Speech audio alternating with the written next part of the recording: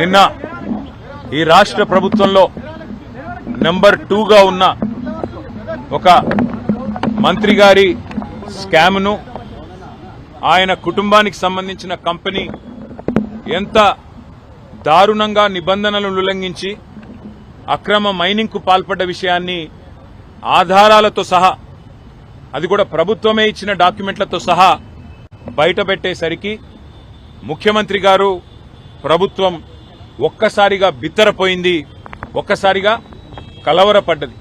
మేము అడిగిందేంది, అక్రమ మైనింగ్కు పాల్పడ్డ ఇతర సంస్థల మీద ఏ చర్యలైతే తీసుకున్నారో, ఎట్లా వారిని చట్ట ప్రకారం జైలుకు పంపారో, మరి రాఘవ కన్స్ట్రక్షన్స్ విషయంలో ఎందుకు అట్లా చేయడం లేదు, ఏ కారణం చేత మంత్రి గారి కంపెనీ కాబట్టా లేకపోతే ఇందులో ముఖ్యమంత్రి వాటా ఉన్నది కాబట్టా ఏ కారణం చేత మీరు యాక్షన్ తీసుకోవట్లేదు అని చెప్పి ఆధారాలతో సహా మొత్తం వాస్తవాలని మా శాసనసభాపక్ష ఉపనాయకుడు హరీష్ రావు గారు బయటపెడితే నిన్న ముఖ్యమంత్రి గారు వచ్చి 2 విషయాలు ఒప్పుకున్నారు.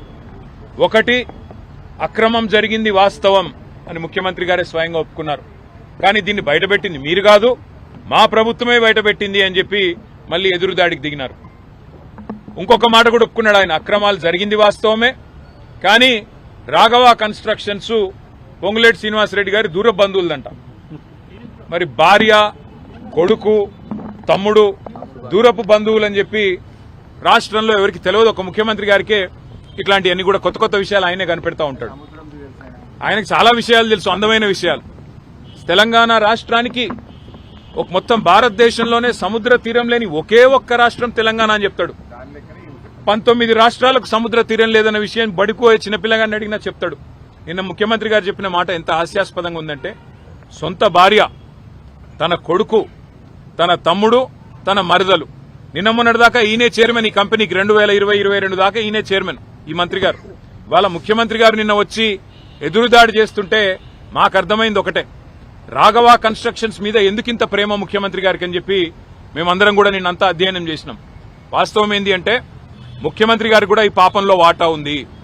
కొడంగల్ లిఫ్ట్ ఇరిగేషన్ ప్రాజెక్టులో పొంగులేటి శ్రీనివాసరెడ్డి గారి కంపెనీ కట్టబెట్టిందే ముఖ్యమంత్రి గారు. అట్లాగే ఇవాళ ఈ రాష్ట్రంలో 1 కోటి ఎకరాలు నిషేధిత జాబితాలో పెట్టి భూదందాలు, ల్యాండ్ స్కామ్లు ఇవన్నీ చేస్తున్న దానిలో ముఖ్యమంత్రి గారు, ఆయన అనుయాయులు, ఆయన చుట్టూ ఉండే దండుపాలెం బ్యాచ్ వాళ్ళ పాత్ర కూడా ఉంది. కాబట్టే పొంగులేటి శ్రీనివాసరెడ్డిని వెనకేసుకొచ్చి వాళ్ళ సభాసంగం వేయకుండా మరి ఇష్టం వచ్చినట్టు ఎదురుదాడి చేసే ప్రయత్నం ముఖ్యమంత్రి చేస్తా ఉన్నాడు. 2.5 ఏళ్లుగా ఎదురుదాడి తప్ప, 2.5 ఏళ్లుగా పనికిమాలిన కమిషన్లు, పనికిమాలిన కేసులు తప్ప ప్రజలకు పనికొచ్చే ఒక్క పని చేసిండా ఈ ముఖ్యమంత్రి? ఆలోచించమని చెప్పి నేను కోరుతా ఉన్నా. మరి ఇవాళ మా డిమాండ్ ఒకటే, స్పష్టంగా అడుగుతా ఉన్నా మీ ముఖ్యమంత్రిని, ఈ ప్రభుత్వాన్ని, తప్పు చేయకపోతే భయం ఎందుకు? మీ మంత్రి గారు తప్పు చేయకపోతే, మీ మంత్రి గారి కుటుంబానికి సంబంధించిన సంస్థ మేము ఏదైతే ఆధారాలతో సహా బయటపెట్టామో అక్రమ మైనింగ్ కు పాల్పడ్డారని ఎందుకు వారి మీద చర్యలు తీసుకోవట్లేదు? చట్ట ప్రకారం 2వ నోటీస్ ఇస్తే సంవత్సరం జైలు శిక్ష పడాలా, మరి ఎందుకు మంత్రి గారి కుటుంబాన్ని కాపాడే ప్రయత్నం చేస్తున్నారు? నిన్న ఒక ఆయన మంత్రి గారు లేచి అంటాడు, ఇది కేవలం 4 లక్షల రూపాయల ముచ్చట అని చెప్తున్నాడు ఒక ఆయన, మైనింగ్ శాఖ మంత్రి. సిగ్గుపడాల మైనింగ్ మంత్రి గారు.